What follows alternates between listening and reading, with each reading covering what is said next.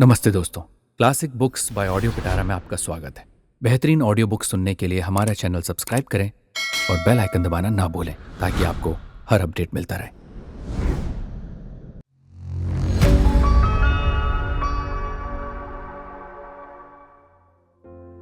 कहानी सालवती, जयशंकर प्रसाद। सदा नीरा अपनी गंभीर गति से उस घने साल के जंगल से कतरा कर चली जा रही है। सालों की श्यामल छाया उसके जल को और भी नीला बना रही है, परंतु वो इस छायादान को अपनी छोटी छोटी वीचियों से मुस्कुराकर टाल देती है। उसे तो ज्योत्सना से खेलना है। चैत की मतवाली चांदनी परिमल से लदी थी। उसके वैभव की ये उदारता थी कि उसकी कुछ किरणों को जंगल के किनारे की फूस की झोपड़ी पर भी बिखरना पड़ा। उसी झोपड़ी के बाहर नदी के जल को पैर से छूती हुई एक युवती चुपचाप बैठी आकाश के दूरवर्ती नक्षत्रों को देख रही थी। उसके पास ही सत्तू का पिंड रखा था। भीतर के दुर्बल कंठ से किसी ने पुकारा, बेटी, बेटी। परंतु युवती तो आज एक अद्भुत गौरव नारी जीवन की सार्थकता देखकर आई है। पुष्करणी के भीतर से कुछ मिट्टी रात में ढोकर बाहर फेंकने का पारिश्रमिक चुकाने के लिए रत्नाभरणों से लदी हुई एक महालक्ष्मी बैठी थी। उसने पारिश्रमिक देते हुए पूछा, बहन, तुम कहां रहती हो? कल फिर आना। उन शब्दों में कितना स्नेह था, वो महत्व क्या इन नक्षत्रों से भी दूर की वस्तु नहीं? विशेषतः उसके लिए वो तल्लीन थी। भीतर से फिर पुकार हुई, बेटी, बेटी सालवती, रात को नहा मत, सुनती नहीं? बेटी। पिताजी। सालवती की तंद्रा टूटी। वो उठ खड़ी हुई। उसने देखा कि वृद्ध छड़ी टेकता हुआ झोपड़ी के बाहर आ रहा है। वृद्ध ने सालवती की पीठ पर हाथ रखकर उसके बालों को टटोला। वो रूखे थे। वृद्ध ने संतोष की सांस लेकर कहा, अच्छा है बेटी, तूने स्नान नहीं किया ना? मैं तनिक सो गया था। आज तू कहां चली गई थी? अरे, रात तो प्रहर से अधिक बीत चुकी। बेटा, तूने आज कुछ भोजन नहीं बनाया? पिताजी, आज मैं नगर की ओर चली गई थी। वहां पुष्करणी बन रही है, उसी को देखने। तभी तो बेटी तुझे विलंब हो गया। अच्छा तो बना ले कुछ, मुझे भूख लगी है। ज्वर तो अब भी नहीं है।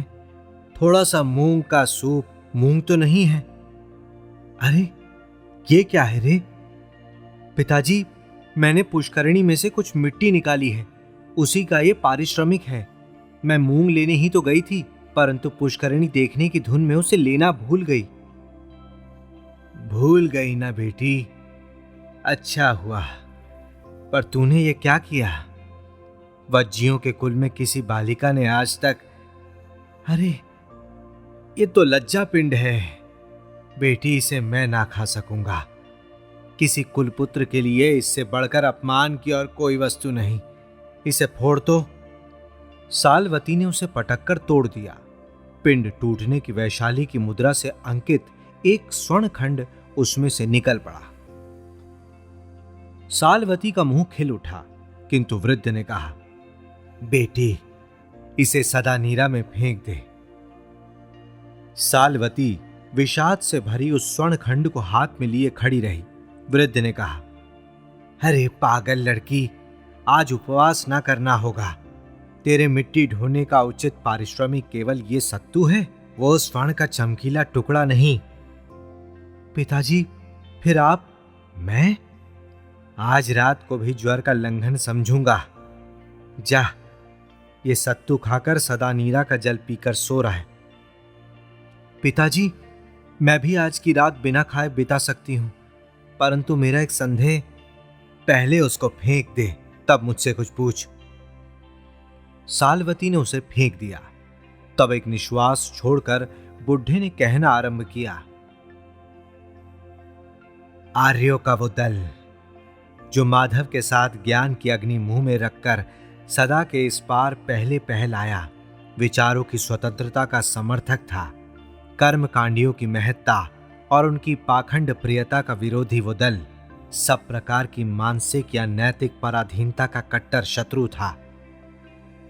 जीवन पर उसने नए ढंग से विचार करना आरंभ किया। धर्म का ढोंग उसके लिए कुछ अर्थ नहीं रखता था। वो आर्यों का दल दार्शनिक था। उसने मनुष्य की स्वतंत्रता का मूल्य चारों ओर से आंकना चाहा। और आज गंगा के उत्तरी तट पर विद्रोह, वज्जी, लच्छवी और मल्लों का जो गणतंत्र अपनी ख्याति से स्वतंत्र है, सर्वोन्नत है, वो उनकी पूर्वजों की कीर्ति लेखा है। मैं भी उन्हीं का कुलपुत्र हूं।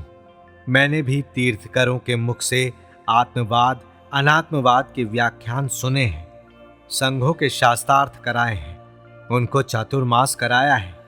मैं भी दार्शनिकों में प्रसिद्ध था। बेटी, तू उसी धवल यश की दुहिता होकर किसी की दया पर अपना जीवन निर्वाह करे, ये मैं नहीं सहन कर सकता। गणराज्य में जिन लोगों के पास प्रभुत धन है, उन लोगों ने निर्धन कुलीनों के निर्वाह के लिए ये गुप्त दान की प्रथा चलाई है कि अंधेरे में किसी से थोड़ा काम कराकर उसे कुछ स्वर्ण दे देना। क्या ये अनुग्रह नहीं है बेटी? है तो पिताजी। फिर ये कृतज्ञता और दया का भार तू उठावेगी? वही हम लोगों की संतान जिन्होंने देवता और स्वर्ग का भी तिरस्कार किया था, मनुष्य की पूर्णता और समता का मंगल घोष किया था, उसी की संतान अनुग्रह का आश्रय ले। नहीं पिताजी, मैं अनुग्रह ना चाहूंगी। तू मेरी प्यारी बेटी है। जानती है बेटी, मैंने दार्शनिक वादों में सर्वस्व उड़ाकर अपना कौन कौन सा सिद्धांत स्थिर किया है? नहीं पिताजी। आर्थिक पराधीनता ही संसार में दुख का कारण है। मनुष्य को उससे मुक्ति पानी चाहिए। मेरा इसीलिए उपास्य है स्वर्ण। किंतु आपका देवता कहां है?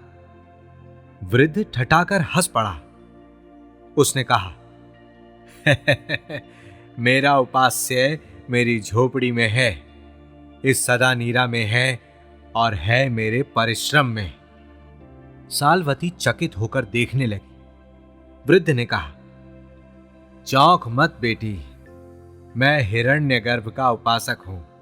देख, सदा नीरा की शिलाओं में स्वर्ण की प्रचुर मात्रा है। तो क्या पिताजी, तुमने इसीलिए इन काले पत्थरों से झोपड़ी बना रखी है? सालवती ने उत्साह से कहा।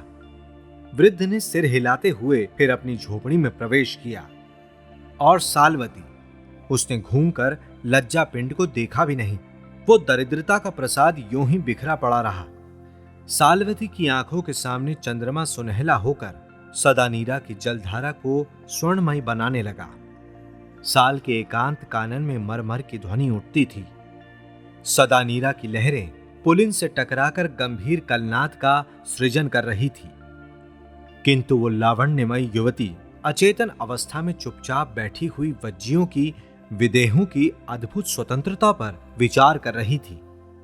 उसने झुंझला कर कहा, ठीक, मैं अनुग्रह नहीं चाहती। अनुग्रह लेने से मनुष्य कृतज्ञ होता है। कृतज्ञता परतंत्र बनाती है। लज्जा पिंड से मछलियों की उदर पूर्ति कराकर वो भूखी ही जाकर सो रही। दूसरे दिन से वृद्ध शिलाखंडों से स्वर्ण निकालता और सालवती उसे बेचकर आवश्यकता की पूर्ति करती। उसके साल कानन में चहल पहल रहती। अतिथि आजीविक और अभ्यागत आते, आदर सत्कार पाते, परंतु ये कोई नहीं जान सका ये सब होता कहां से है। वैशाली में धूम मच गई। कुतूहल के कुलपुत्र चंचल हुए। परंतु एक दिन धवल यश अपनी गरिमा में हंसता हुआ संसार से उठ गया। सलवती अकेली रह गई। उसे तो स्वर्ण का उद्गम मालूम था। वो अपनी जीवनचर्या में स्वतंत्र बनी रही। उसका रूप और यौवन मानसिक स्वतंत्रता के साथ सदा नीरा की धारा की तरह वेगपूर्ण था। वसंत की मंजरियों से पराग बरसने लगा। किसलय के कर पल्लव से युवकों को आमंत्रण मिला। वैशाली के स्वतंत्र नागरिक आमोद प्रमोद के लिए उन्मत्त हो उठे। अशोक के लाल स्तवकों में मधुओं का मादक गुंजार नगर प्रांत को संगीतमय बना रहा था। तब कलशों में आसव लिए दासों के वृंद, वसंत कुसुमालंकृत युवतियों के दल कुलपुत्रों के साथ वसंत उत्सव के लिए वनों उपवनों में फैल गए। कुछ मनचले उस दूरवर्ती साल कानन में भी पहुंचे। सदा नीरा के तट पर साल की निर्जन छाया में उनकी घोष्टी जमी। इस दल में अन्य लोगों की अपेक्षा एक विशेषता थी कि इनके साथ कोई स्त्री न थी। दासों ने आसन बिछा दिए, खाने पीने की सामग्री रख दी गई। ये लोग संभ्रांत कुलपुत्र थे। कुछ गंभीर विचारक से वे युवक देव गंधर्व की तरह रूपवान थे। लंबी चौड़ी हड्डियों वाले व्यायाम से सुंदर शरीर पर दो एक आभूषण और काशी के बने हुए बहुमूल्य उत्तरीय रत्न जटित कटिबंध में कृपाणी, लच्छेदार बालों के ऊपर सुनहरे पतले पटबंध और वसंत उत्सव के प्रधान चिन्ह स्वरूप दूर्वा और मधुक पुष्पों की सुरचित मालिका। उनके मांसल भुजदंड, कुछ कुछ आसव पान से अरुण नेत्र, तांबूल रंजित सुंदर अधर उस काल के भारतीय शारीरिक सौंदर्य के आदर्श प्रतिनिधि थे। वो बोलने के पहले थोड़ा मुस्कुराते, फिर मधुर शब्दों में अपने भावों को अभिव्यक्त करते थे। गिनती में वो 8 थे। उसके रथ दूर खड़े थे। दासों ने आवश्यक वस्तु सजाकर रथों के समीप आश्रय लिया। कुलपुत्रों का पान, भोजन और विनोद चला। एक ने कहा, भद्र अभिनंद, अपनी वीणा सुनाओ। दूसरों ने भी इस प्रस्ताव का अनुमोदन किया। अभिनंद के संकेत पर दास ने उसकी वीणा सामने लाकर रख दी। अभिनंद बजाने लगा। सब आनंद मग्न होकर सुनने लगे। अभिनंद ने एक विश्राम लिया। लोगों ने साधु साधु कहकर उसे अभिनंदित किया। सहसा अश्वों के पद शब्द सुनाई पड़े। सिंधु देश के 2 धवल अश्वों पर, जिनके स्वर्णालंकार चमक रहे थे, चामर हिल रहे थे, पैरों में झांझें मधुर शब्द कर रही थी। 2 उच्च पदाधिकारी माननीय व्यक्तियों ने वहां पहुंचकर उस गोष्ठी के लोगों को चंचल कर दिया। उनके साथ के अन्य अश्वारोही रथों के समीप ही खड़े रहे, किंतु वो दोनों गोष्ठी के समीप आ गए। कुलपुत्रों ने एक को पहचाना। वो था उपराजा अभय कुमार। उन लोगों ने उठकर स्वागत और नमस्कार किया। उपराजा ने अश्व पर से ही पूछा, कुलपुत्रों की शुभकामना करते हुए मैं पूछ सकता हूं कि क्या कुलपुत्रों की प्रसन्नता इसी में है कि वो लोग अन्य नागरिकों से अलग अपने वसंत उत्सव का आनंद आप ही लें? उपराजा के हम लोग कृतज्ञ हैं। हम लोगों की गोष्ठी को वो प्रसन्नता से सुशोभित कर सकते हैं। हम लोग अनुग्रहित होंगे। किंतु मेरे साथ एक माननीय अतिथि हैं। पहले इनका परिचय करा दूं। बड़ी कृपा होगी। ये है मगधराज के महामंत्री, वैशाली का वसंतोत्सव देखने आए हैं। कुलपुत्रों ने मन में सोचा, महामंत्री चतुर है। रथ पर न चढ़कर अश्व की वल्गा उसने अपने हाथ में रखी है। विनय के साथ कुलपुत्रों ने दोनों अतिथियों को घोड़े से उतरने में सहायता दी। दासों ने दोनों अश्वों को रथ के समीप पहुंचाया और वैशाली के उपराजा तथा मगध के महामंत्री कुलपुत्रों के अतिथि हुए। महामंत्री गूढ़ राजनीतिज्ञ थे। वो किसी विशेष सिद्धि के लिए वैशाली आया था। वो संस्थागार के राजकों की मनोवृत्ति का गंभीर अध्ययन कर रहा था। उनकी एक एक बातों, आचरणों और विनयों को वो तीव्र दृष्टि से देखता। उसने पूछा, कुलपुत्रों से मैं एक बात पूछूं, यदि वो मुझे प्रसन्नता से ऐसी आज्ञा दें? अभिनंदन ने कहा, अपने माननीय अतिथि को यदि हम लोग प्रसन्न कर सकें तो अनुग्रहित होंगे। वैशाली के 7707 राजकों में आप लोग भी हैं। फिर आपके उत्सव में वैराग्य क्यों? अन्य नागरिकों से आप लोगों का उत्सव विभिन्न क्यों है? आपकी गोष्ठी में ललनाएं नहीं, वो उल्लास नहीं, परिहास नहीं, आनंद उमंग नहीं, सबसे दूर अलग संगीत आपानक से शून्य आपकी गोष्ठी विलक्षण है। अभय कुमार ने सोचा कि कुलपुत्र इस प्रश्न को अपमान न समझ लें, कहीं कड़वा उत्तर ना दे दें। उसने कहा, महामंत्री ये जानकर प्रसन्न होंगे कि वैशाली गणतंत्र के कुलपुत्र अपनी विशेषताओं और व्यक्तित्व को सदैव स्वतंत्र रखते हैं। अभिनंदन ने कहा, और भी एक बात है, हम लोग 8 स्वतंत्र तीर्थकरों के अनुयायी हैं और परस्पर मित्र हैं। हम लोगों ने साधारण नागरिकों से असमान उत्सव मनाने का निश्चय किया था। मैं तो तीर्थकर पूर्ण कश्यप के सिद्धांत अक्रियवाद को मानता हूं। यज्ञ आदि कर्मों में न पुण्य है न पाप। मनुष्य को इन पचड़ों में ना पड़ना चाहिए। दूसरे ने कहा, आर्य, मेरा नाम सुभद्र है। मैं ये मानता हूं कि मृत्यु के साथ ही सब झगड़ों का अंत हो जाता है। तीसरे ने कहा, मेरा नाम वसंतक है। मैं संजय वेल्ठी पुत्र का अनुयायी हूं। जीवन में हम उन्हीं बातों को जानते हैं जिनका प्रत्यक्ष संबंध हमारे संवेदनाओं से होता है।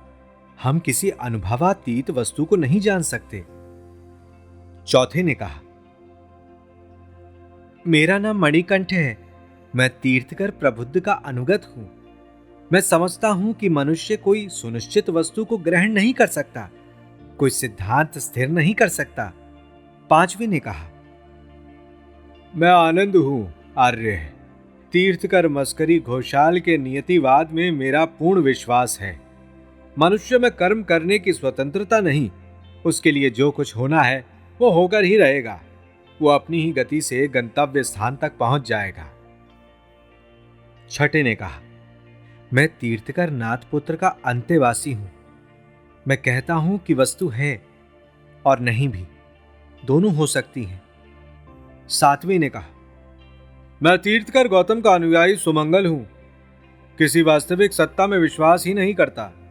आत्मन जैसा कोई पदार्थ ही नहीं है। आठवें ने किंचित मुस्कुरा कर कहा, आर्य, मैं मैत्रायण विदेहों के सुनिश्चित आत्मवाद को मानने वाला हूं। ये जितनी भावनाएं हैं, सबका उद्गम आत्मन ही है।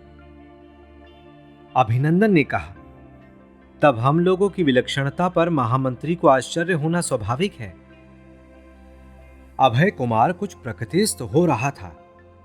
उसने देखा कि महामंत्री बड़े कुतूहल और मनोनिवेश से कुलपुत्रों का परिचय सुन रहा है। महामंत्री ने कुछ व्यंग से कहा, आश्चर्य है, माननीय कुलपुत्रों ने अपने विभिन्न विचारों का परिचय देकर मुझे तो चकित ही कर दिया है।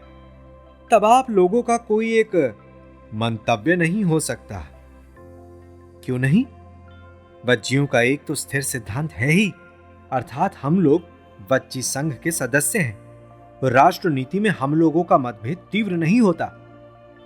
कुलपुत्रों को चुप देखकर किसी ने साल के अंतराल से सुकोमल कंठ से ये कहा और नदी की ओर चली गई। उन लोगों की आंखें उधर से कहने वाली की खोज करने लगी। सामने से कलश लिए हुए सालवती सदा नीरा का जल भरने के लिए आती दिखलाई पड़ी। मगध के महामंत्री को उस रूप लावण्यमय युवती का ये उत्तर थप्पड़ सा लगा। उसने कहा, अद्भुत। प्रसन्नता से महामंत्री की विमूढ़ता का आनंद लेते हुए अभय कुमार ने कहा, आश्चर्य है आर्य, ऐसा सौंदर्य तो मगध में मैंने कोई देखा ही नहीं। वज्जियों का संघ सब विभूतियों से संपन्न है। अंबापाली, जिसके रूप पर हम लोगों को गर्व है, इस लावण्य के सामने तुच्छ है और इसकी वाक्पटुता भी। किंतु मैंने सुना है कि अंबापाली वैश्या है। और ये तो, इतना कहकर अभय कुमार रुक सा गया। महामंत्री ने गंभीरता से कहा, तब ये भी कोई कुलवधू होगी? मुझे क्षमा कीजिए, ये तो पूछने से मालूम होगा। क्षण भर के लिए सब चुप हो गए थे। सालवती अपना पूर्ण घट लेकर करारे पर चढ़ रही थी। अभिनंदन ने कहा, कल्याणी, हम लोग आपका परिचय पाने के लिए उत्सुक हैं। स्वर्गीय कुलपुत्र आर्य धवलियश की दुहिता सालवती के परिचय में कोई विचित्रता नहीं है। सालवती ने गंभीरता से कहा। वो दुर्बल कटी पर पूर्ण कलश लिए कुछ रुक सी गई थी। मैत्रायण ने कहा, धन्य है कुलपुत्रों का वंश। आज हम लोगों का प्रतिनिधि बनकर जो उचित उत्तर आपने मगध के माननीय महामंत्री को दिया है, वो कुलीनता के अनुरूप ही है। हम लोगों का साधुवाद ग्रहण कीजिए। क्या कहूं आर्य, मैं उतनी संपन्न नहीं हूं। कि आप जैसे माननीय अतिथियों का स्वागत सत्कार कर सकूं। फिर भी जल फल फूल से मैं दरिद्र भी नहीं। मेरे साल कानन में आने के लिए मैं आप लोगों का हार्दिक स्वागत करती हूँ। जो आज्ञा हो मैं सेवा करूं। शुभ है। हम लोगों को किसी वस्तु की आवश्यकता नहीं। हम लोग आपकी उदारता के लिए कृतज्ञ हैं। अभिनंदन ने कहा। किंतु मैं एक प्रार्थना करूंगा, महामंत्री ने सविनय कहा। आज्ञा दीजिए। यदि आप अन्यथा ना समझें, कहिए भी। अभिनंदन के हाथ में वीणा है, एक सुंदर आलाप की पूर्ति कैसे होगी? धृष्ट महामंत्री ने कहा। मुझे तो संगीत की वैसी शिक्षा नहीं मिली जिससे आप प्रसन्न होंगे, फिर भी कलश रखकर आती हूं। निसंकोच भाव से कहकर साल्वती चली गई। सब चकित थे। वेद से बनी हुई डाली में थोड़े से फल लिए हुए साल्वती आई और आसन के एक भाग में वो बैठ गई। कुल पुत्रों ने फल चखे और थोड़ी मात्रा में आसव भी। अभिनंद ने वीणा उठा ली। अभय कुमार प्यासी आंखों से उस सौंदर्य को देख रहा था। साल्वती ने अपने गोत्र की छाप से अंकित अपने पिता से सीखा हुआ पद मधुर स्वर से गाना आरंभ किया। श्रोता मुग्ध थे। उस संगीत का विषय था जंगल। उसमें विचरने की प्राकृतिक स्वतंत्रता। वो अकृत्रिम संगीत किसी डाल पर बैठी हुई कोकिल के गान से भी विलक्षण था। सब मुग्ध थे। संगीत समाप्त हुआ, किंतु उसका स्वर मंडल अभी उस प्रदेश को अपनी माया से आच्छन्न किए था। साल्वती उठ खड़ी हुई। अभय कुमार ने एक क्षण में अपने गले से मुक्ता की एकावली निकालकर अंजनी में ले ली और कहा, देवी, ये उपहार है। साल्वती ने गंभीर भाव से सिर झुकाकर कहा, बड़ी कृपा है, किंतु मैं किसी के अनुग्रह का दान नहीं ग्रहण करती। और वो चली गई। सब लोगों ने आश्चर्य से एक दूसरे को देखा। अभय कुमार को उस रात्रि में निंद्रा नहीं आई। वो साल्वती का चित्र अपनी पुतलियों पर बनाता रहा। प्रणय का जीवन अपने छोटे छोटे क्षणों में भी बहुत दीर्घजीवी होता है। रात किसी तरह कटी। अभय कुमार वास्तव में कुमार था और था वैशाली का उपराजा। नगर के उत्सव का प्रबंध उसी के हाथ में था। दूसरा प्रभात अपनी तृष्णा में लाल हो रहा था। अभय के हृदय में निदारुण अपमान भी चुभ रहा था और चुभ रहा था उन दार्शनिक कुलपुत्रों का सव्यंग परिहास, जो साल्वती के अनुग्रह ना लेने पर उसकी स्वतंत्रता की विजय समझकर और भी तीव्र हो उठा था। पुनश्च उन कुलपुत्रों की घोष्ठी उसी लाल कानन में जमी रही। अभी उन लोगों ने स्नान आदि में निवृत्त होकर भोजन भी नहीं किया था कि दूर से तूर्यनाद सुनाई पड़ा। साथ में एक राजपुरुष उच्च कंठ से पुकारता था, आज अनंग पूजा के लिए वज्जियों के संग में से सबसे सुंदरी कुमारी चुनी जाएगी। जिसको चुनाव में आना हो, संस्थागार में एक प्रहर के भीतर आ जाए। अभिनंदन उछल पड़ा। उसने कहा, मैत्रायण, साल्वती को लिवा ले चलना चाहिए। ऐसा ना हो कि वैशाली के सबसे उत्तम सौंदर्य का अपमान हो जाए। किंतु वो अभिमानिनी चलेगी? यही तो विकट प्रश्न है। हम सब चलकर प्रार्थना करें? तो चलो।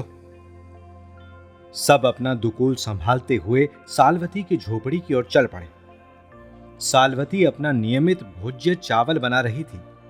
उसके पास थोड़ा दूध और फल रखा था। उसने इन लोगों को आते देखकर सहज प्रसन्नता से मुस्कुराकर कहा, स्वागत। माननीय कुलपुत्रों को आतिथ्य ग्रहण करने के लिए मैं निमंत्रित करती हूं। उसने एक शुभ्र कंबल बिछा दिया। युवकों ने बैठते हुए कहा, किंतु हम लोग भी एक निमंत्रण देने आए हैं। साल्वती कुछ सोचने लगी। हम लोगों की प्रार्थना अनुचित ना होगी, आनंद ने कहा। कहिए। वैशाली के नागरिकों ने एक नया निर्णय लिया है कि इस बार वसंत उत्सव की अनंग पूजा वज्जी राष्ट्र की सर्वश्रेष्ठ सुंदरी के हाथों से कराई जाए। इसके लिए संस्थागार में चुनाव होगा। तो इसमें क्या मैं परिवर्तन कर सकती हूं? साल्वती ने सरलता से पूछा। नहीं शुभे, आपको भी इसमें भाग लेना होगा। हम लोग आपको संस्थागार में ले चलेंगे और पूर्ण विश्वास है कि हम लोगों का पक्ष विजयी होगा। किंतु क्या आप लोगों का ये मुझ पर अनुग्रह ना होगा, जिसे मैं कदापि न ग्रहण करूंगी? नहीं भद्रे, यदि मेरे प्रस्ताव को बहुमत मिला तो क्या हम लोगों की विजय ना होगी? और तब क्या हम ही लोग आपके अनुग्रहित ना होंगे? साल्वती कुछ चुप सी हो गई। मैत्रायण ने फिर कहा, विचारों की स्वतंत्रता इसी में है कि वो स्पष्ट रूप से प्रचारित किए जाएं, ना कि वो सत्य होते हुए दबा दिए जाएं। साल्वती इस सम्मान से अपने हृदय को अछूता ना रख सकी। स्त्री के लिए उसके सौंदर्य की प्रशंसा कितनी बड़ी विजय है। उसने व्रीड़ा से कहा, तो क्या मुझे चलना ही होगा? यह हम लोगों के लिए अत्यंत प्रिय संदेश है। आनंद, तुम रथों को यहीं ले आओ, और मैं समझता हूं कि सौंदर्य लक्ष्मी तुम्हारे रथ पर ही चलेगी। तुम होगे उस रथ के सारथी। आनंद सुनते ही उछल पड़ा। उसने कहा, एक बात और भी। साल्वती ने प्रश्न करने वाली आंखों से देखा। आनंद ने कहा, सौंदर्य का प्रसाधन? मुझे कुछ नहीं चाहिए, मैं यूं ही चलूंगी, और कुलपुत्रों के निर्णय में मैं भी परीक्षा करूंगी, कहीं वो भ्रम में तो नहीं है। थोड़ा जलपान करके सब लोग प्रस्तुत हो गए। तब साल्वती ने कहा, आप लोग चले, मैं अभी आती हूं। कुलपुत्र चले गए। साल्वती ने एक नवीन कौशे पहना, जूड़े में फूलों की माला लगाई और रथ के समीप जा पहुंची। सारथी को हटाकर आनंद अपना रथ स्वयं हाँकने लगा। उस पर बैठी थी साल्वती, पीछे उसके कुलपुत्रों के 7 रथ थे। जब वो संस्थागार के राजपथ पर अग्रसर हो रहे थे, तब भीड़ में आनंद और आश्चर्य के शब्द सुनाई पड़े। सुंदरियों का मुख अवनत हुआ। इन कुलपुत्रों को देखकर राजा ने पूछा, मेरे माननीय दार्शनिकों कुलपुत्रों ने ये रत्न कहां पाया? कल्याणी साल्वती कुलपुत्र धवलयश की एकमात्र दुहिता है। मुझे आश्चर्य है कि किसी कुलपुत्र ने अब तक इस कन्या रत्न के परिणय की प्रार्थना क्यों नहीं की। अच्छा, तो क्या मत लेने की आवश्यकता है? राजा ने गंभीर स्वर से पूछा। नहीं नहीं, साल्वती वज्रराष्ट्र की सर्वश्रेष्ठ कुमारी सुंदरी है। जनता का तुमुल शब्द सुनाई पड़ा। राजा ने 3 बार इसी तरह प्रश्न किया। सबका उत्तर वही था। साल्वती निर्विवाद विजयिनी हुई। तब अभय कुमार के संकेत पर 2500 दास थालों में रत्नों के अलंकार, काशी के बहुमूल्य कौशय, अंगराग, तांबुल और कुसुम मल्लिकाएं लेकर उपस्थित हुए। अभय कुमार ने खड़े होकर संघ से प्रार्थना की, मैं इस कुलकुमारी की पाणी पीड़न का प्रार्थी हूं। कन्या के पिता नहीं है, इसीलिए संघ मुझे अनुमति प्रदान करे। साल्वती के मुंह पर भय और रोष की रेखाएं नाचने लगी। वो प्रतिवाद करने जा रही थी कि मगध के महामंत्री के समीप बैठा हुआ मणिधर उठ खड़ा हुआ। उसने तीव्र कंठ से कहा, मेरी एक विज्ञप्ति है, यदि संघ प्रसन्नता से सुने। ये अभय का प्रतिद्वंदी सेनापति मणिधर उपराजा बनने का इच्छुक था। सब लोग किसी आशंका से उसी की ओर देखने लगे। राजा से बोलने की आज्ञा पाकर उसने कहा, आज तक हम लोग कुलपुरुषों की समता का स्वप्न देखते हैं। उनके अधिकार ने संपत्ति और स्वार्थों की समानता की रक्षा की है। तब क्या उचित होगा कि सर्वश्रेष्ठ सौंदर्य किसी के अधिकार में दे दिया जाए? मैं चाहता हूं कि राष्ट्र ऐसी सुंदरी को स्वतंत्र रहने दे और वो अनंग की पुजारिन अपनी इच्छा से अपनी एक रात्रि की दक्षिणा 100 स्वर्ण मुद्राएं लिया करे। साल्वती विपत्ति में पड़ गई। उसने अपने दार्शनिक कुलपुत्रों की ओर रक्षा पाने के विचार से देखा, किंतु उन लोगों ने घटना के इस आकस्मिक परिवर्तन को सोचा भी ना था। इधर समानता का सिद्धांत संस्थागार में हलचल मच गई। राजा ने इस विज्ञप्ति पर मत लेना आवश्यक समझा। शलाकाएं बटी, गणपूरक अपने कार्य में लगा और साल्वती प्रार्थना करने जा रही थी कि मुझे इस उपद्रव से छुट्टी मिले, किंतु समानता और प्रजातंत्र के सिद्धांतों की लगन कौन सुनता है किसकी। उधर एक व्यक्ति ने कहा, हम लोग भी अम्बपाली के समान ही क्या वज्जी राष्ट्र में एक सौंदर्य प्रतिमा नहीं स्थापित कर सकते जिससे अन्य देशों का धन इस राष्ट्र में आए? अभय कुमार हतबुद्धि सा क्षोभ और रोष से कांप रहा था। उसने तीव्र दृष्टि से मगध के महामंत्री की ओर देखा। मंत्री ने मुस्कुरा दिया। गणपूरक ने विज्ञप्ति के पक्ष में बहुमत की घोषणा की। राजा ने विज्ञप्ति पर स्वीकृति दी। जब मत लिया जा रहा था तब साल्वती के मन की अवस्था बड़ी विचित्र हो रही थी। कभी तो वो सोचती थी पिता हिरण्य के उपासक थे, स्वर्ण ही संसार के प्रभु हैं, स्वतंत्रता का बीज है, वहीं 100 स्वर्ण मुद्राएं उसकी दक्षिणा है और अनुग्रह करेगी वही। तिस पर इतनी संवर्धन, इतना आदर। दूसरे क्षण उसके मन में यह बात खटकने लगती कि वो कितनी दयनीय है जो कुलवधू का अधिकार उसके हाथ से छीन लिया गया, और उसने भी तो अभय का अपमान किया था। किस लिए? अनुग्रह ना लेने का अभिमान। तो क्या मनुष्य को प्राय वही करना पड़ता है जिसे वो नहीं चाहता? उसी ने मगध के महामंत्री के सामने प्रजातंत्र का उत्कर्ष बताया था। वही एक राज मगध का प्रतिनिधि यहां बैठा है। तब बहुमत की जय हो। वो विरोध करना चाहती थी परंतु कर न सकी। उसने आनंद के नियतिवाद का एक बार मन में स्मरण किया और गंतव्य पथ पर वेग से चली। तब साल्वती को घेरकर कुलपुत्रों ने आनंद से उसका जयघोष किया। देखते देखते साल्वती के चरणों में उपहार के ढेर लग गए। वो रथ पर अनंग पूजा के स्थान पर चली, ठीक जैसे अपराधी वध्य स्थल की ओर। उसके पीछे सहस्त्रों रथों और घोड़ों पर कुलपुत्र, फिर जनस्रोत, सब आज अपने गणतंत्र के सिद्धांत की विजय पर उन्मत्त थे। अभय कुमार जड़ सा वहीं खड़ा रहा। जब संस्थागार से निकलने के लिए मंत्री उसके पास आया तब अभय का हाथ दबाकर उसने कहा, उपराजा प्रसन्न हो। महामंत्री, तुम्हारी कूटनीति सफल हुई। ये कहकर अभय ने शोभ से उसकी ओर देखा। आप लोगों का राष्ट्र सचमुच स्वतंत्रता और समानता का उपासक है। मैं साधुवाद देता हूं। दोनों अपने रथों पर चढ़कर चले गए। साल्वती, वैशाली की अप्सरा साल्वती, अपने विभव और सौंदर्य में अद्वितीय थी।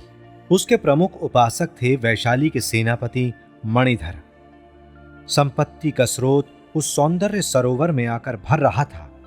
वहां अनेक कुलपुत्र आए, नहीं आया तो एक अभय कुमार, और साल्वती का मान जैसे अभय कुमार को पदावनत किए बिना कुचला जा रहा था।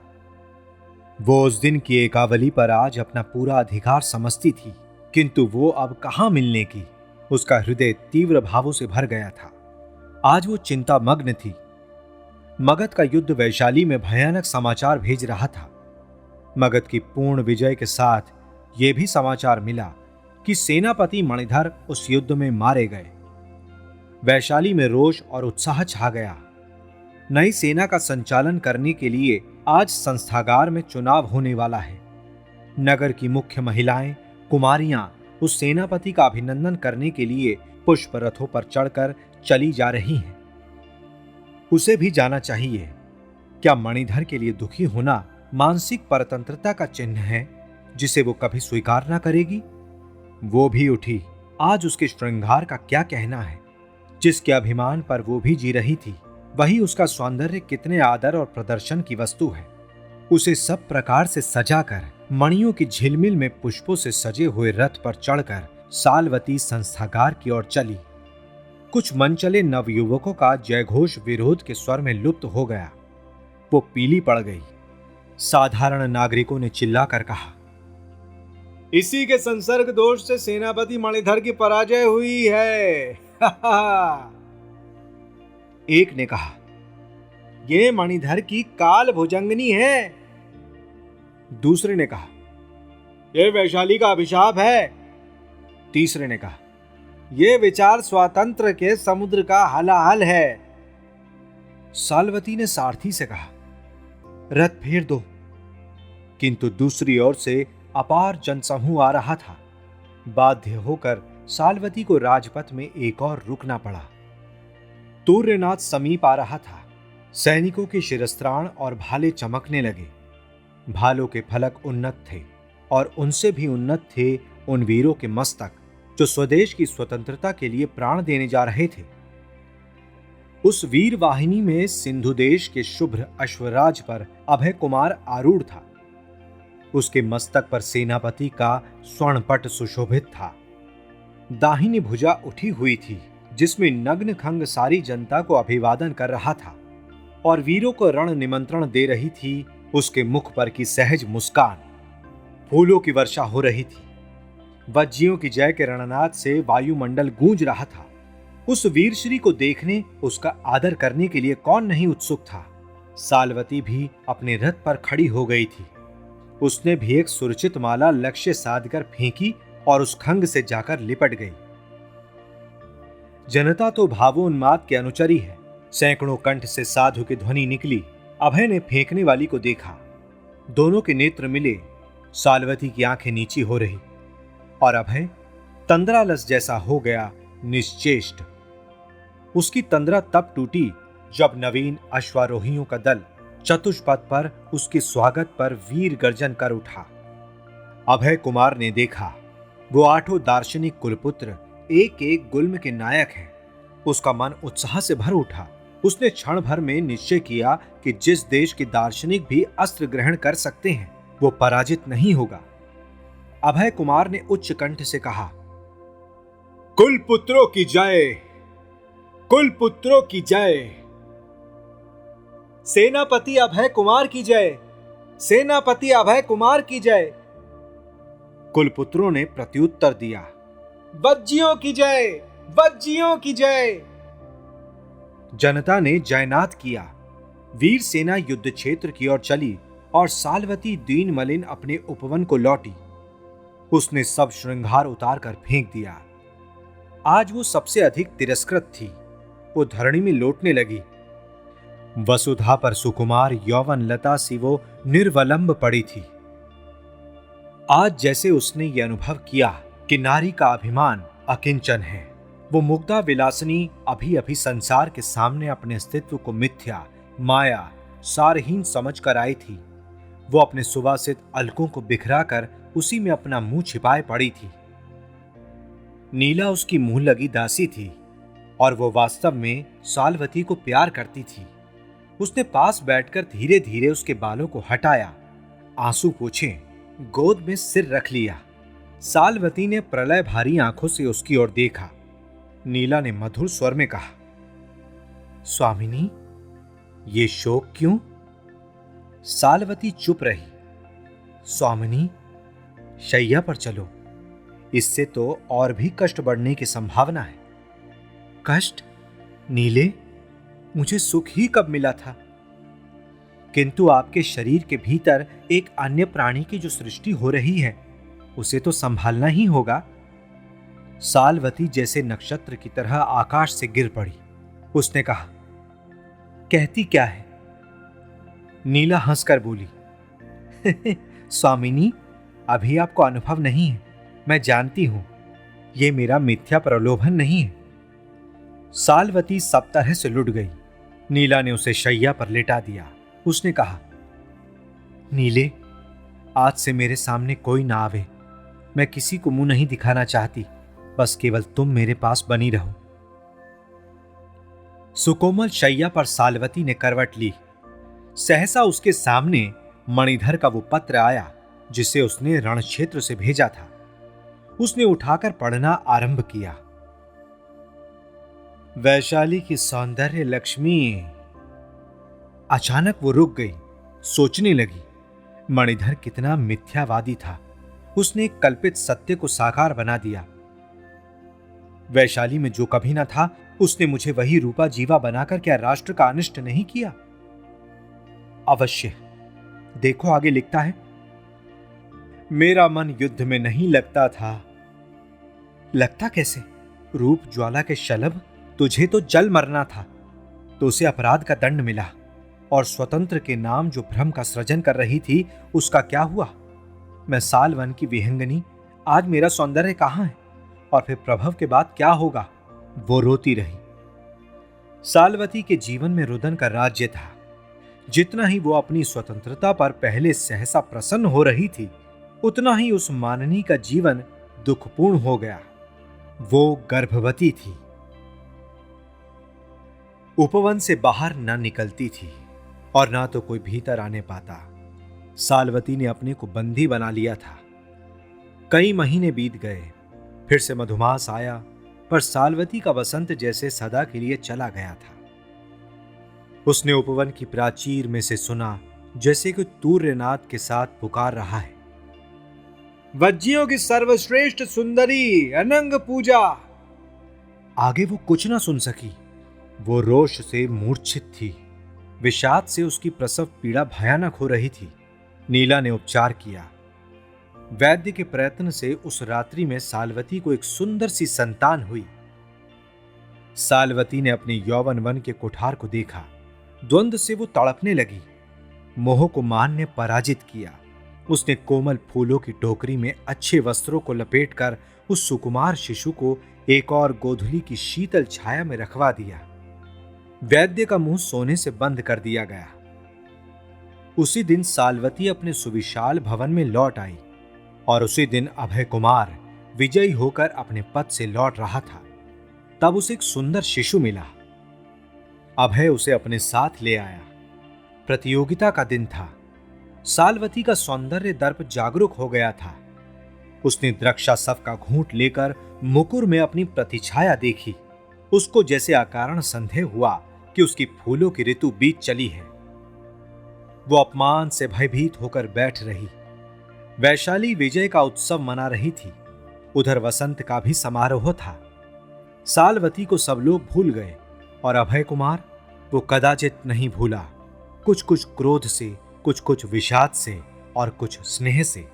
संस्थागार में चुनाव की भीड़ थी। उसमें जो सुंदरी चुनी गई वो निर्विवाद नहीं चुनी जा सकी। अभय कुमार ने विरोध किया। 8 कुलपुत्रों ने उसका साथ देते हुए कहा, जो अनुपम सौंदर्य नहीं उसे वैश्या बनाना सौंदर्य बोध का अपमान करना है। किंतु बहुमत का शासन। चुनाव हो ही गया। वैशाली को अब वैश्याओं की अधिक आवश्यकता थी। सालवती ने सब समाचार अपनी शैया पर लेटे लेटे सुना। वो हंस पड़ी। उसने नीला से कहा, नीले, मेरे स्वर्ण भंडार में कमी तो नहीं है? नहीं स्वामिनी। इसका ध्यान रखना, मुझे आर्थिक परतंत्रता ना भोगनी पड़े। इसकी संभावना नहीं, आप निश्चिंत रहिए। किंतु सालवती, हां, वो स्वतंत्र थी, एक कंगाल की तरह, जिसके पास कोई अधिकार नियंत्रण अपने पर भी नहीं, दूसरे पर भी नहीं। ऐसे 8 वसंत बीत गए। अभय कुमार अपने उद्यान में बैठा था। एक शुभ्र शिला पर उसकी वीणा रखी थी। वो दास उसके सुगठित शरीर में सुगंधित तेल मर्दन कर रहे थे। सामने मंच पर एक सुंदर बालक अपनी क्रीड़ा सामग्री लिए व्यस्त था। अभय अपनी बनाई हुई कविता गुनगुना रहा था। वो बालक की अकृत्रिम हंसी पर लिखी गई थी। अभय के हृदय का समस्त संचित स्नेह उसी बालक में केंद्रीभूत था। अभय ने पूछा, आयुष्मान विजय, तुम भी आज मल्लशाला में चलोगे ना?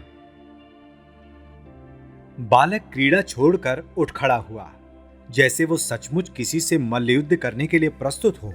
उसने कहा, चलूंगा और लड़ूंगा भी। अभय ठठाकर हंस पड़ा। बालक कुछ संकुचित हो गया।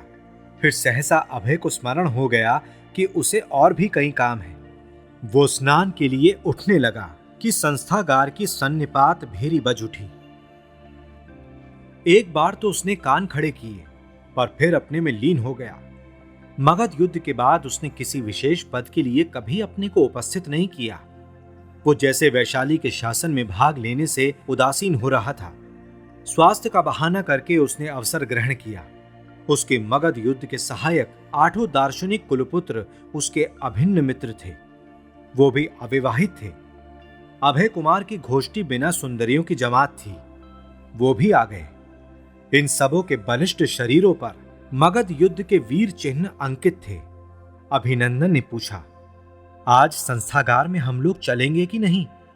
अभय ने कहा, मुझे तो मल्लशाला का निमंत्रण है। तो सचमुच हम लोग वैशाली के शासन से उदासीन हो गए हैं क्या? सब चुप हो गए। सुभद्र ने कहा, अंत में व्यवहार की दृष्टि में हम लोग पक्के नियतिवादी ही रहे। जो कुछ होना है वो होने दिया जा रहा है। आनंद हंस पड़ा। मणिकंठ ने कहा, नहीं, हंसने से काम न चलेगा। आज जब उपवन से आ रहा था तब मैंने देखा कि सालवती के तोरण पर बड़ी भीड़ है।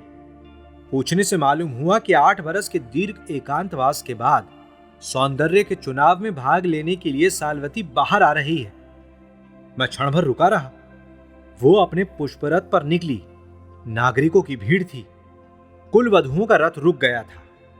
उनमें कई तेजस्विनी महिलाएं थीं, जिनकी गोद में बच्चे थे।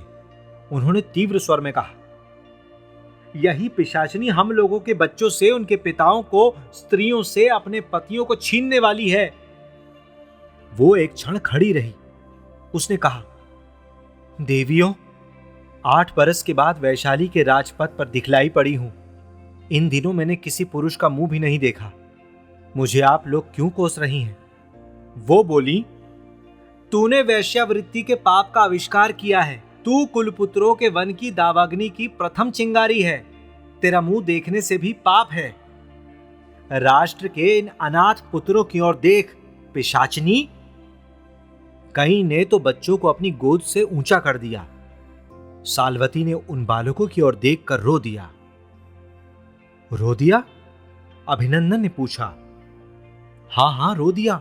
उसने कहा, देवियों, मुझे क्षमा करो, मैं प्रायश्चित करूंगी।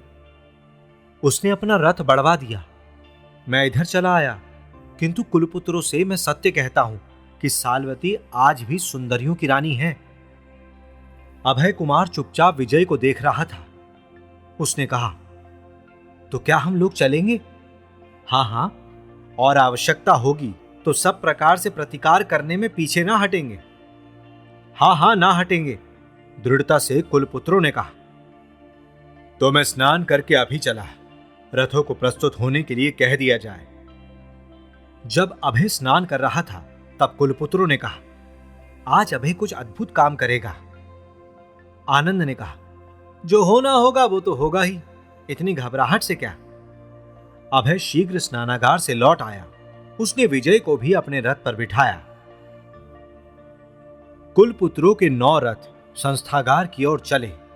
अभय के मुख पर गंभीर चिंता थी और दुर्दमनीय दृढ़ता थी। सिंह द्वार पर साधारण जनता की भीड़ थी और विशाल प्रांगण में कुलपुत्रों की और महिलाओं की आज सौंदर्य प्रतियोगिता थी। रूप की हाट सजी थी। 8 भिन्न आसनों पर वैशाली की वैश्याएं बैठी थी। नवा आसन सूना था। अभी तक नई प्रार्थनी सुंदरियों में उत्साह था, किंतु सालवती के आते ही जैसे नक्षत्रों का प्रकाश मंद हो गया। पूर्ण चंद्रोदय। सालवती आज अपने संपूर्ण सौंदर्य में यौवनवती थी। सुंदरियां हताश हो रही थी। कर्मचारी ने प्रतियोगिता के लिए नाम पूछा। किसी ने नहीं बताया। उसी समय कुलपुत्रों के साथ अभय ने प्रवेश किया। मगध युद्ध विजेता का जय जयकार हुआ। सालवती का हृदय कांप उठा। न जाने क्यों वो अभय से डरती थी। फिर भी उसने अपने को संभाल कर अभय का स्वागत किया। युवक सौंदर्य के चुनाव के लिए उत्कंठित थे। कोई कहता था, आज होना असंभव है। कोई कहता, नहीं, आज सालवती के सामने इसका निर्णय होगा। परंतु कोई सुंदरी अपना नाम नहीं देना चाहती थी। सालवती ने अपनी विजय से मुस्कुरा दिया। उसने खड़ी होकर विनीत स्वर से कहा, यदि माननीय संघ को अवसर हो, वो मेरी विज्ञप्ति सुनना चाहें, तो मैं निवेदन करूं। संस्थागार में सन्नाटा था। उसने प्रतिज्ञा उपस्थित की। यदि संघ प्रसन्न हो तो मुझे आज्ञा दे। मेरी ये प्रतिज्ञा स्वीकार करे कि आज से कोई स्त्री वैशाली राष्ट्र में वैश्या नहीं होगी। कोलाहल मचा। और तुम अपने सिंहासन पर अचल बनी रहो। कुल वधुओं के सौभाग्य का अपहरण किया करो। महिलाओं के तिरस्कार पूर्ण शब्द अलिंद से सुनाई पड़े। धैर्य धारण करो देवियों। हाँ, तो इस पर संघ क्या आज्ञा देता है? सालवती ने साहस के साथ तीखे स्वर में कहा। अभय ने प्रश्न किया, क्या जो वैश्याएं हैं वो वैशाली में बनी रहेंगी? और क्या इस बार भी सौंदर्य प्रतियोगिता में तुम अपने को विजयिनी नहीं समझती हो? मुझे निर्वासन मिले, कारागार में रहना पड़े, जो भी संघ की आज्ञा हो, किंतु अकल्याण कर और पराजय के मूल इस भयानक नियम को जो अभी थोड़े दिनों से वज्जी संघ ने प्रचलित किया है, बंद करना चाहिए। एक कुलपुत्र ने गंभीर स्वर में कहा, क्या राष्ट्र की आज्ञा से जिन स्त्रियों ने अपना सर्वस्व उसकी इच्छा पर लुटा दिया, उन्हें राष्ट्र निर्वासित करेगा, दंड देगा? गणतंत्र का ये पतन? एक और से कोलाहल मचा। ऐसा ना होना चाहिए। फिर इन लोगों का भाग्य किस संकेत पर चलेगा? राजा ने गंभीर स्वर में पूछा। इनका कौमार्य, शील और सदाचार खंडित है। इनके लिए राष्ट्र क्या व्यवस्था करता है? संघ यदि प्रसन्न हो, उसे अवसर हो, तो मैं कुछ निवेदन करूं? आनंद ने मुस्कुराते हुए कहा। राजा का संकेत पाकर उसने फिर कहा, हम 8 मगध युद्ध के खंडित शरीर विलांग कुलपुत्र हैं, और ये शील खंडिता 8 नई अनंग की पुजारिने हैं। कुछ लोग हंसने की चेष्टा करते हुए दिखाई पड़े। कर्मचारियों ने तूर्य बजाकर शांत रहने के लिए कहा। राजा, उपराजा, सेनापति, मंत्रधर, सूत्रधर, अमात्य, व्यवहारिक और कुलिकों ने इस जटिल प्रश्न पर गंभीरता से विचार करना आरंभ किया। संस्थागार मौन था। कुछ काल के बाद सूत्रधर ने पूछा, तो क्या 8 कुलपुत्रों ने निश्चय कर लिया है? इन वैश्याओं को वो लोग पत्नी की तरह ग्रहण करेंगे? अभय ने उनकी ओर संभ्रम देखा। वो उठ खड़े हुए। एक साथ स्पष्ट स्वर में उन लोगों ने कहा, हां, यदि संघ वैसी आज्ञा देने की कृपा करे। संघ मौन है, इसीलिए मैं समझता हूं उसे स्वीकार है, राजा ने कहा। साल्वती, साल्वती की पुकार उठी। वो 8 अभिनंद आदि के पार्श्व में आकर खड़ी हो गई थी, किंतु साल्वती अपने स्थान पर पाषाणी प्रतिमा खड़ी थी। यही अवसर था जब 9 बरस पहले उसने अभय कुमार का प्रत्याख्यान किया था। पृथ्वी ने उसके पैर पकड़ लिए थे। वायुमंडल जड़ था, वो निर्जीव थी। सहसा अभय कुमार ने विजय को अपनी गोद में उठाकर कहा, मुझे पत्नी तो नहीं चाहिए। हां, इस बालक की मां को खोज रहा हूं, जिसको प्रसव रात्रि में ही उसकी माननी मां ने लज्जा पिंड की तरह अपनी सौंदर्य की रक्षा के लिए फेंक दिया था। उस चतुर वैद्य ने इसकी दक्षिण भुजा पर एक अमिट चिन्ह अंकित कर दिया है। उसे यदि कोई पहचान सके तो वो इसे अपनी गोद में ले ले। साल्वती पागलों की तरह झपटी। उसने चिन्ह देखा और देखा उस सुंदर मुख को। वो अभय के चरणों में गिरकर बोली, ये मेरा है देव, क्या तुम भी मेरे होगे? अभय ने उसका हाथ पकड़कर उठा लिया। जयनाथ से संस्थागार मुखरित हो रहा था। ऐसी ही इंटरेस्टिंग किताबें कुछ बेहतरीन आवाजों में सुनिए सिर्फ ऑडियो पिटारा पर। ऑडियो पिटारा सुनना जरूरी है। दोस्तों, आपको ये कहानी कैसी लगी हमें जरूर बताइएगा। लाइक और कमेंट कीजिए और अपने दोस्तों के साथ ये कहानी जरूर शेयर कीजिए। Thank you so much. Audio पिटारा सुनना जरूरी है।